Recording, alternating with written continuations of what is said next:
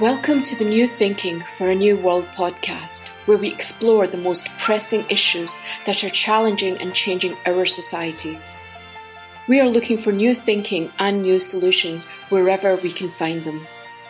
Listen as host Alan Stoga, the Talberg Foundation's chairman, challenges his guests for analysis, ideas and actions. Together, we can help make our world at least a bit better. Who is Vladimir Putin? What does he want? What are his red lines? How far will he go to achieve what he wants? What drives him? Would he really go nuclear? The whole world is looking for answers.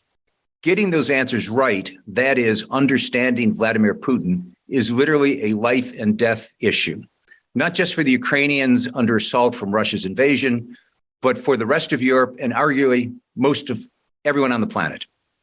My guest today is uniquely positioned to help us find some answers. Philip Short is a British journalist with a long career as a foreign correspondent in Moscow, Beijing, and Washington for the BBC, The Economist, and The Times of London. He is also an accomplished author, having written biographies of Mao, Pol Pot, and Francois Mitterand. Most importantly for us today, he has recently published a deeply detailed, incredibly insightful biography that is simply titled Putin. Welcome, Philip. Hi. First, let me congratulate you on producing a book that was praised in The Guardian and criticized in the Washington Post. That alone is an accomplishment. Seriously, though, Putin is an amazing accomplishment, not the least because your goal, which I think you accomplished, was clearly to try to understand and explain the Russian leader in his own context, not who we in the West would like him to be, or the monster that some think he is, but who he is in a Russian context. So let me start at the beginning. Why did you write Putin? Because at the time I started this, and I would argue it's probably still true today, he was simply the most interesting leader around. I started back in 2013, 2014, 8 years ago, just at the time of the Crimean annexation. I worked in Moscow. I have Russian, rusty Russian, but I can understand and I can read it. I've had experience. I was in Moscow 50 years ago pretty well, in the 1970s when Brezhnev was in power. So that was a huge plus because it gives you perspective. It allows you to look back and think, well, this is what the Soviet Union was like and what's Russia like now? And it's frankly a different planet.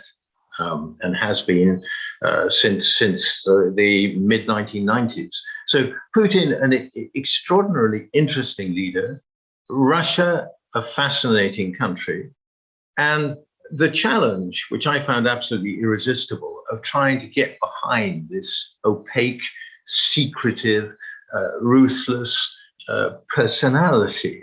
What is underneath that hard shell? What makes Putin tick? And how does he operate? So that's why I did it. And it was worth spending 8 years on because it was a fascinating topic. As I've read the reviews, the criticism of the book basically is that you did it.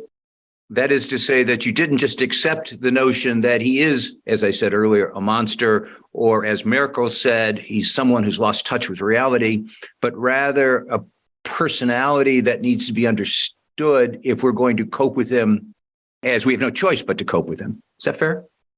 Somebody said, I think it was Ed Lucas, who is one of my fairly stern critics, Ed Lucas, who is at The Economist, and there's some very hawkish views on Russia.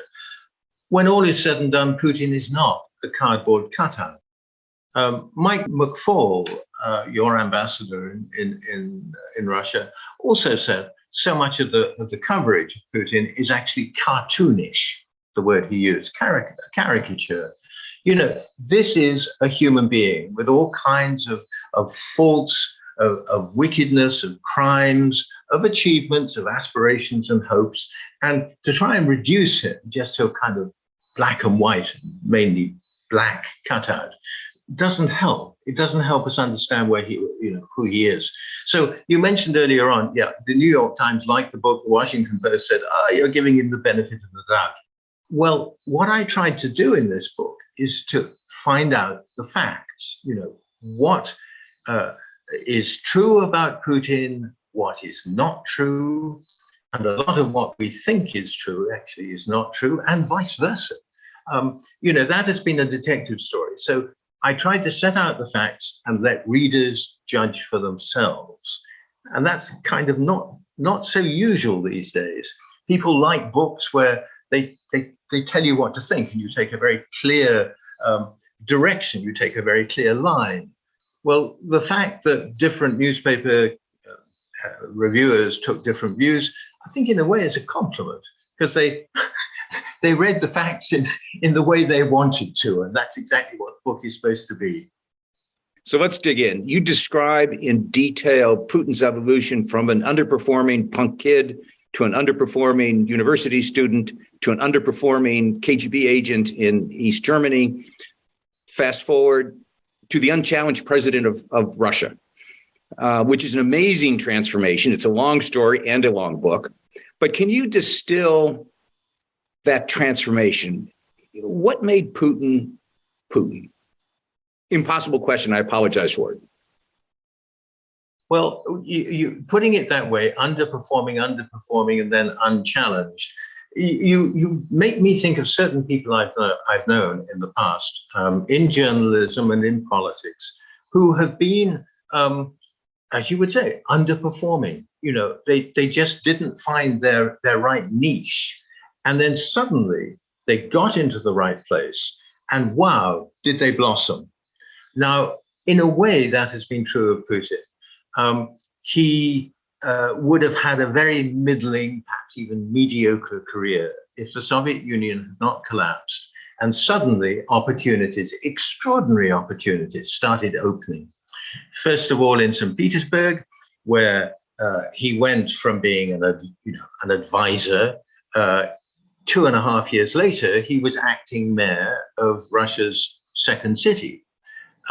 Then he went to Moscow, and he shot up like a rocket because he was always in the right place where he seemed to be indispensable. And people said, who on earth are we going to find to do this? And Putin was there. So, there is a logic to it. He's not an accidental president. He hid his ambition very well. Most people thought, he's not ambitious. He's never going to go anywhere. He was ambitious. And one of the few people who saw it was his wife, Lyudmila, who said, he could. If he decides to, he will. Wives are often right about these things. And he did. So, yes, it's been you look back at his childhood, as you say, a punk, a kind of, a would-be street kid, a little hooligan, but lots of things which he's carried on to his later life. A very low sense of risk, great secretiveness. Even as a child, he played his cards very close to his chest. Many of the characters very unemotional, or at least very, very keen and very effective in not showing his emotions. And someone who was very self-disciplined also, terrific self-control. Lots of people who work with him now will say, he never shows anger.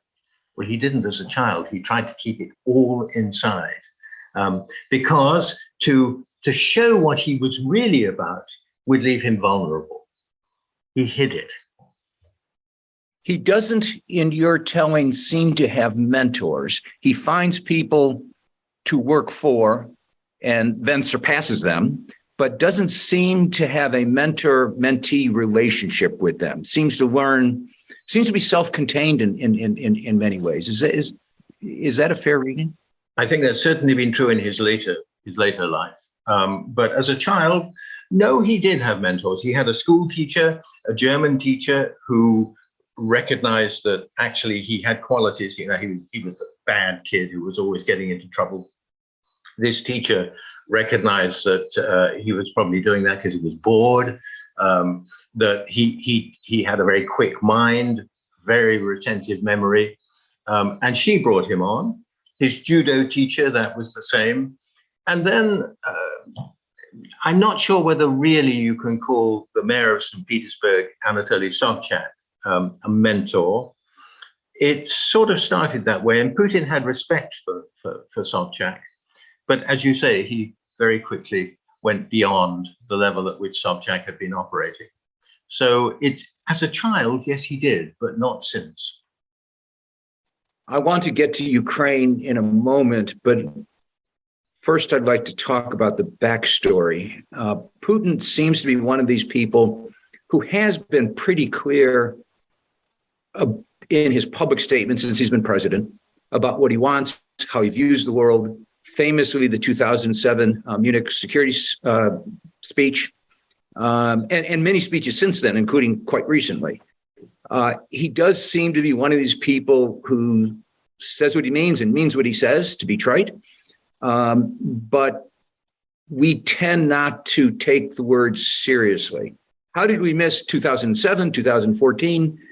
Is it our fault? We're just not listening. We can't get beyond our own frame to accept that he's looking with a dramatically different frame. I'd go back much earlier than that, Alan. I would say, why do we forget what Putin was saying back in 2000, the early 2000s, when he made very clear that he saw Russia's place as being part of what he called, the civilized world. In other words, in a harmonious, amicable relationship with the West. And it didn't happen. Some people will say, oh, well, that was just a pose. It really wasn't. It was extremely consistent.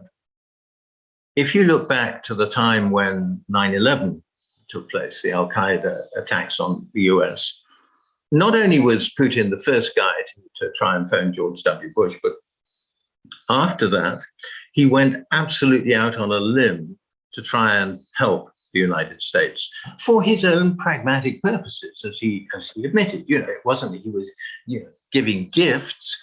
He saw it was in Russia's interest. And he was very much criticized within Russia for doing that. Why are you helping the Americans and you're getting absolutely nothing in return? And people said, you're behaving like Gorbachev. He cozied up to the West, and what did he get back? Absolutely zilch. And Putin said, this is not Putin's policy. Rapprochement with the West is Russia's policy. So at the beginning, there really was a desire, not just on Putin's part, but I think on the whole of the Russian part, of the whole of the Russian establishment, to have a normal, productive, healthy relationship with the West. And it went south. It absolutely fell apart. And as you say, at Munich in 2007, he finally gave voice to his frustrations in no uncertain fashion. And one of the things which amazes me is that it took 7 years for him actually to start to believe this is never going to work. The West is not going to pay attention to Russian concerns. It's going to try and bring Russia to its knees and all the tra-la-la, the stuff that we've been hearing for the last 10 years. It took a long time. He really hung in there. And you can say, why? Whose fault was it?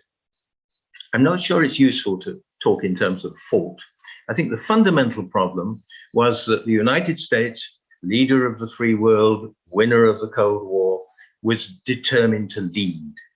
And Russia wanted respect. It wanted to be accepted in some senses as an equal, and refused to be led.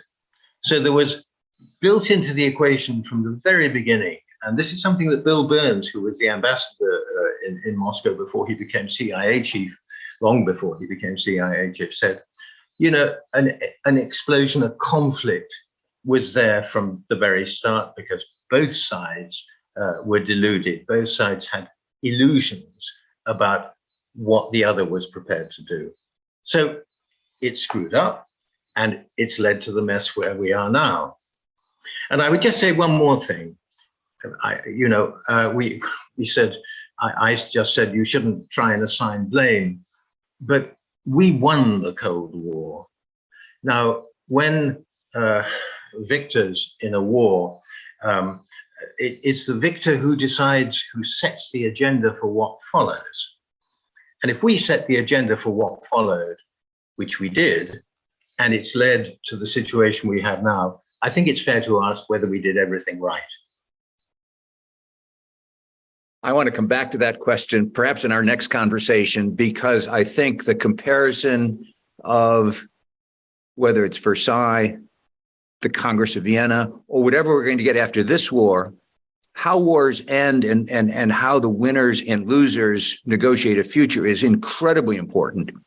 But for the moment, I want to stay where we are. We're in the ninth month of this war. Russia has recently announced the annexation of various conquered territories. At the same time, Ukraine and its Western allies have said the only acceptable outcome is a Russian defeat, whatever that means. Propaganda aside, both sides propaganda aside, how do you think the Putin that you have studied for all these years is thinking about the war now? Early October, we are where we are. It hasn't gone the way he expected it to go, apparently. How do you think he sees the possibilities today? He's not someone to walk away from a fight. He never has. As a small boy, he would attack a much bigger, hulking guy and go on, no matter what happened to him in the fight, until he won. And it was something his school friends would comment on. You don't mess with Putin because he just never gives up. That is, to some extent, still the case today. And I think most Russians and people in the Russian elite would, if you ask them that question, would say he will escalate and he will escalate until he reaches a point where he can achieve something which he's going to call victory, or which he can present as victory. I mean, we tend to say, oh, how could he have made such a crazy mistake going into Ukraine? He got everything wrong. As you say, it hasn't worked out at all as he expected. But I think the fundamental mistake, and it's the mistake that is still with him now, is to have overestimated. All along, he's overestimated the capacities of the Russian armed forces. Had they done what he wanted and expected, taken Kiev, removed Zelensky, decapitated the Ukrainian government, if that had happened, we'd be in a very different place from where we are now. The West would not be doing what it is. Yes, there'd be sanctions and there'd be some arms aid, but it would be on a much smaller scale, because there would not be a kind of organized regular army fighting the Russians.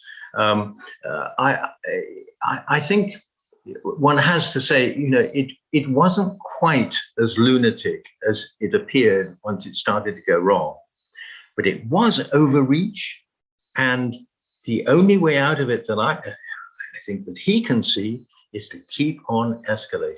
I don't think that's going to change. Well, that is the short version of Russian military doctrine, escalate to de-escalate. So there's a consistency there between how the Russians tend to think about war and how you describe him thinking about the world. That would suggest that we may be closer to the beginning than to the end of this conflict. On the one hand, the West, as you just described, has reacted in a way that no one anticipated. Much more extensive sanctions, a sort of rejuvenation, at least for the moment, of NATO, massive arms supply, massive intelligence support, et cetera, et cetera. On the other hand, the Russians just keep slugging away. So there doesn't seem to be an obvious way out of this other than escalate to de-escalate. I absolutely agree. One of the problems is that there is no obvious way out of this. But I would keep going back to this. The weakness, the failures, the incompetence of the Russian armed forces is really the key to everything that's happened.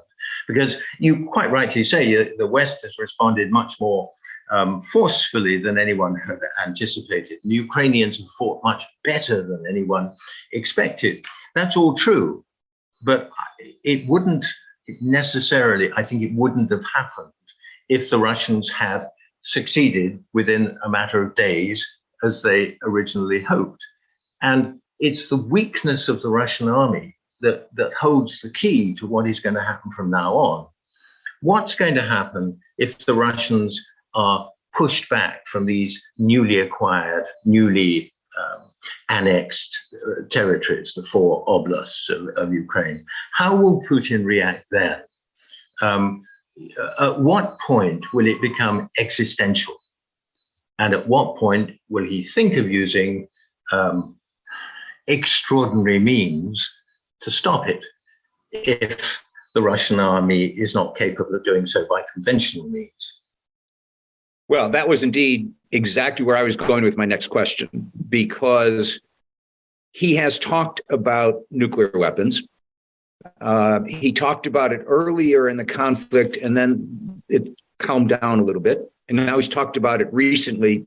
Some of my friends in Washington and in Europe insist he's not suicidal, that he would not use nuclear weapons or other weapons of mass destruction.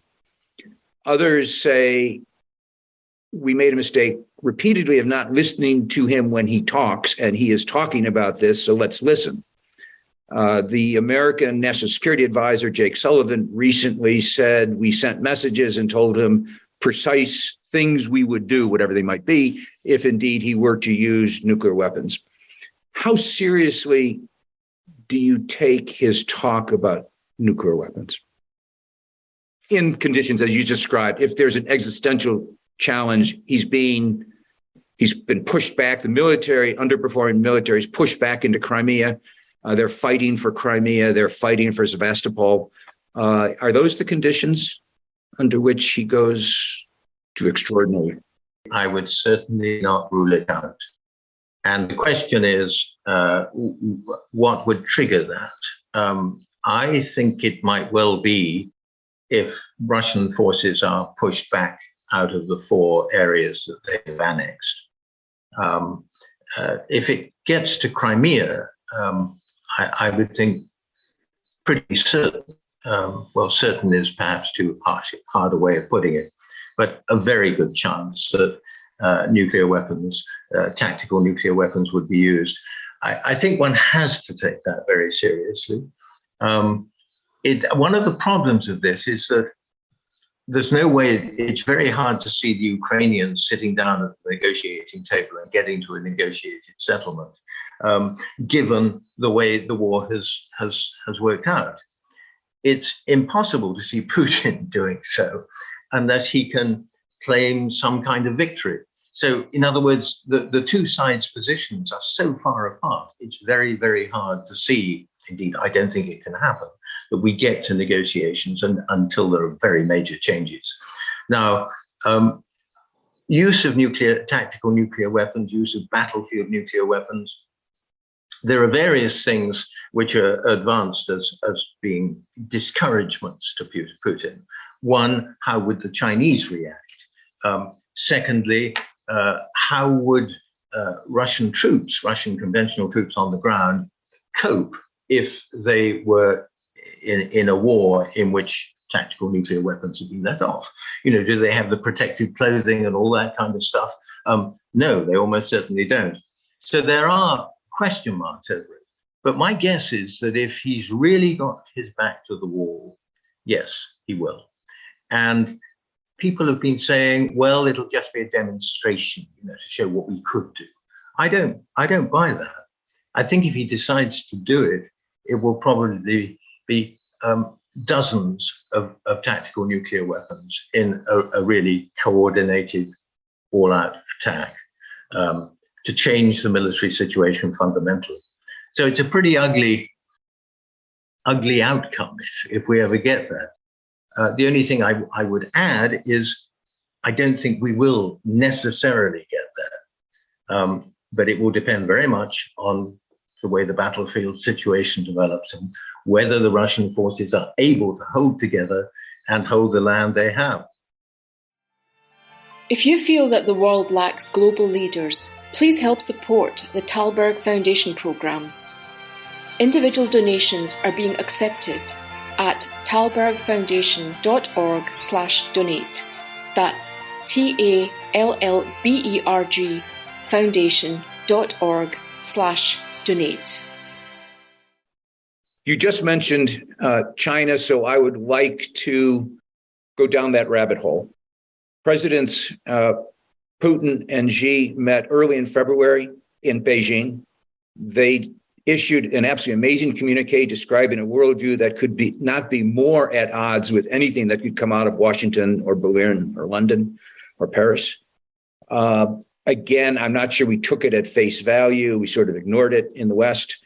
And the rest is history. The Chinese continue to support the Russians, apparently, perhaps more in fact than in voice, but that's a different point. I'd like to ask you about the relationship between Putin and Xi. Indeed, I hope that is the subject of your next book. We need to understand Xi as well as you've helped us understand Putin. But Putin is a sort that I wouldn't think would enjoy being the junior partner in a relationship, and that looks like what is evolving, or maybe even the head of a vassal state in subservience to a dominant China. Is it just a marriage of convenience? Is it something bigger, do you think?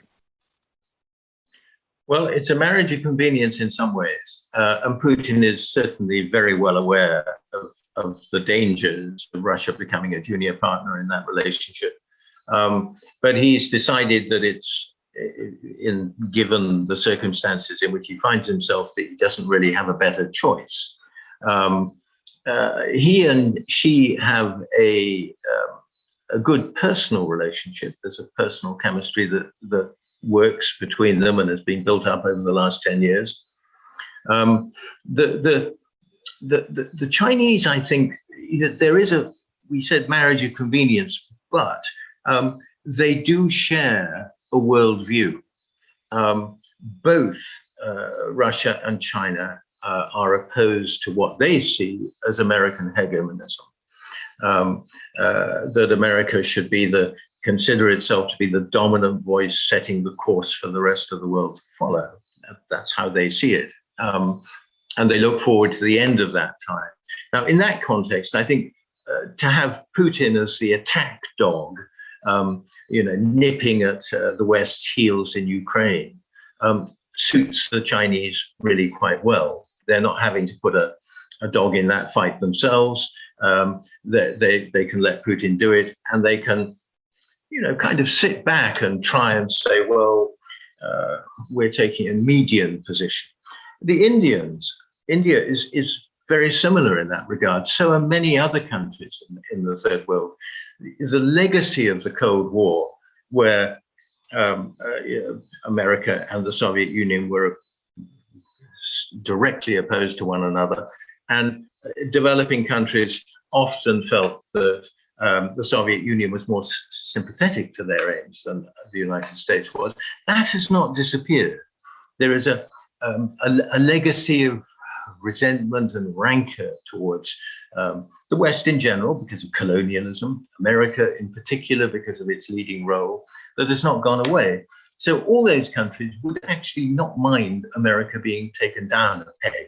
And they see Putin as being at the forefront of efforts to do so.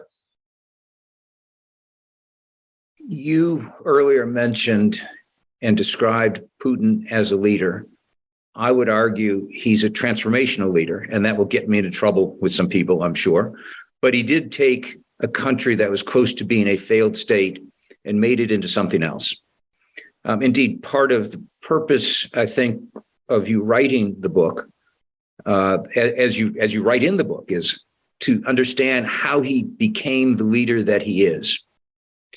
We won't go over all that territory again, but how do you think about his leadership? Because this is a world where leadership is in short supply, or rather, effective leadership is in short supply. And he is effective. It may not be good, but he is effective. Yes, it's certainly in short supply. And you're talking to a Briton. So my country is in particular short supply, I'm afraid. Yes, I mean, you make a very good point. You say transformational leader. He has presided over changes in Russia, which in the first half of his period in power gave Russians freedoms they'd never had before, gave them a level of prosperity they'd never had before, gave them possibilities that Russians have never enjoyed at any point in their history. Now, there's been a lot of backsliding over the last few years, particularly the last 4 years. But to portray Putin as uniformly black and having achieved nothing is a mistake. He did accomplish a great deal. He did a load of bad stuff too. He failed to make certain reforms that he should have made. It's a very mixed picture. But don't forget the achievements as well as all the terrible failures and the mistakes and the crimes, because there have been crimes as well. One thinks of the killing of Litvinenko in London, which Putin certainly authorized, and the attempt to poison Navalny, which Putin certainly authorized. So very, very mixed picture. But Russia is even now a better place than it was when it was kind of right at the bottom and on its knees in the 1990s. The question is this misguided, and I do think it was fundamentally misguided, decision to go into Ukraine. Where is that going to take him? What's that going to do for his legacy? He'd hoped that if he brought Ukraine to heel, that would be kind of the crowning achievement of his rule. As it is, it's looking very dicey. I wouldn't say he's going to, at this stage, I think it's too early to say, yes, he's going to have a complete failure. It's going to end in catastrophe for him. It may not, but at least it's very uncertain how it's going to play out. I have dozens of other questions, but I don't have dozens of other minutes. But you mentioned Navalny, so I have to pull on that thread. One of the things, and you make this case in your book, but one of the things I've recently realized about Putin and about Russia is that the country has, and he has, what I view as a Westerner, a weird commitment to the forms of legality. I have been quite surprised that they would hold these votes for annexation, and that makes it official. I have been surprised in a number of other cases. A friend of mine, a journalist, recently was able to leave Russia, but they told her in advance what was going to happen and how the legal process would work. She received a series of notices. I would have expected, I feared for her just being locked up, but instead they gave her plenty of time to get out of Dodge. Now, this is a real Westerner question. How do they think about law and government and institutions? Why do those annexations matter to him? Why does the process of chasing Navalny through the courts, as opposed to just grabbing him off the street and either murdering him, as they have with other opponents, or locking him up and throwing him in the key? We recently read an op-ed in the Washington Post from Navalny, which is not characteristic of most political prisoners locked up in most gulags.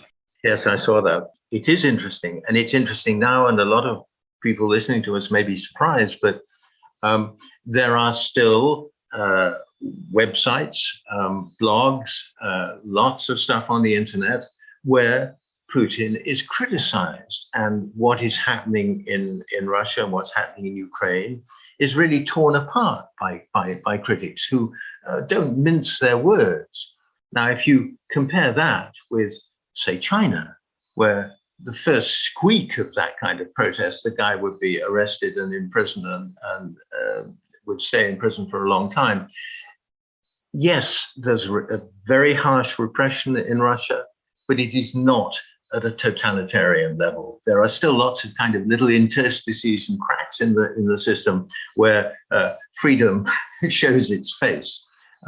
So it's again, it's not all black and white. But you asked about law.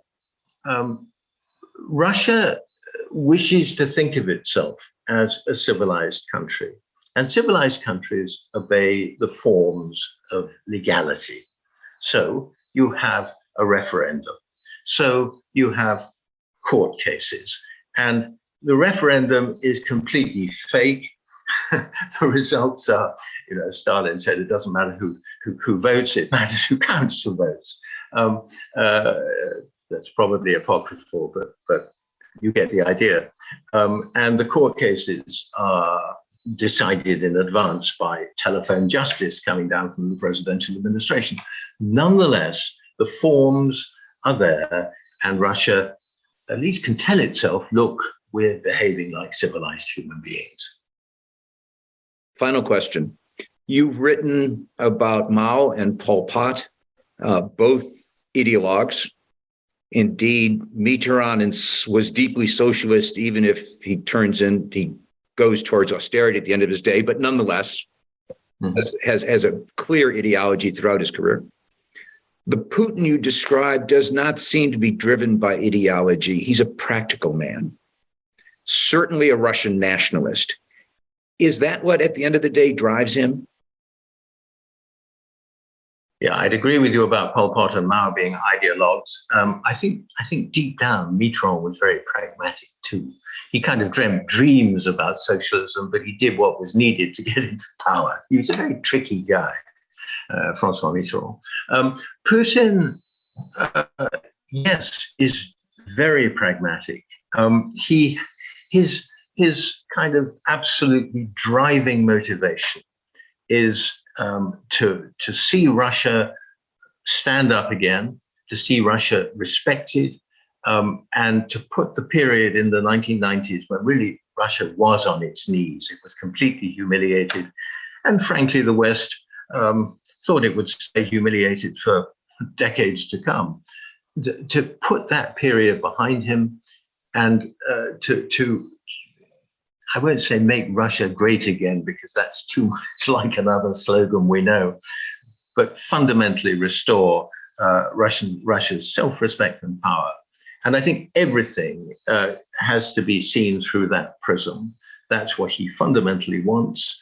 And that's why he went into Ukraine, to bring Ukraine to heel, but also to tell America, you in the West, you have to respect Russian interests. The war in Ukraine is not just about Ukraine. It's very much about Russia measuring itself against America and saying to America, there's a red line, you can't cross it. These are Russian interests. This is a Russian sphere of interest.